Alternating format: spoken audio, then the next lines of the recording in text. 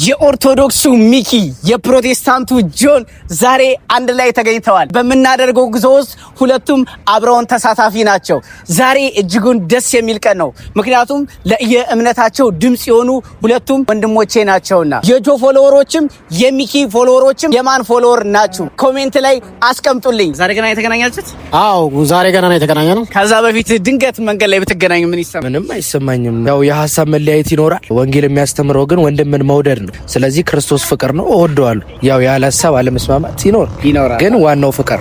ብዙ ጊዜ የተለያየ እምነት ውስጥም ስለምትሰሩ ሰዎች የተጣላችሁ በመገዳደል የምትፈላለጉ ጓደኞች ይመስላችኋል ሰዎችና መጽሐፍ ቅዱሱ ቢቻላችሁ ከሁሉም ጋር ተስማምታችሁ ኑሩ ነው የሚለው። የኛ ቃል ቤተክርስቲያናችንም ኦርቶዶክስ ተዋሕዶ ቤተክርስቲያን እናት ቤተክርስቲያን እንደመሆኗ መጠን ከሁሉም ጋር ተስማምተን የምንኖረው። እኛን የሚለየን ዶክትሪን ነው፣ አስተምሮ ነው። እንግዲህ በአስተምሮ እንማማራለን፣ ግን ሌላ ጥላቻ ምናምን አያስፈልግም ብዬ ነው የማስበው። የሃይማኖት ልዩነት ሊኖር ይችላል፣ ሰውን ግን በወንጌል ነው የምትመልሰው እንጂ ጥላቻ አይደለም። የምናምነው ወንጌል አንድ ነው። አስተምሮታችን፣ አቀባበላችን የተለየ ቢሆንም ሁሉም ግን የሚሰብከው አንዱ ፍቅር የሆነውን ክርስቶስ ነው ብዬ አምናለሁ። እናንተም አትገፋፉ፣ አስተምሮቶቻችሁን ግን መቀጠል ትችላላችሁ። ኢየሱስ ልበል ኢየሱስ እርሱ ነው ሕይወቴ።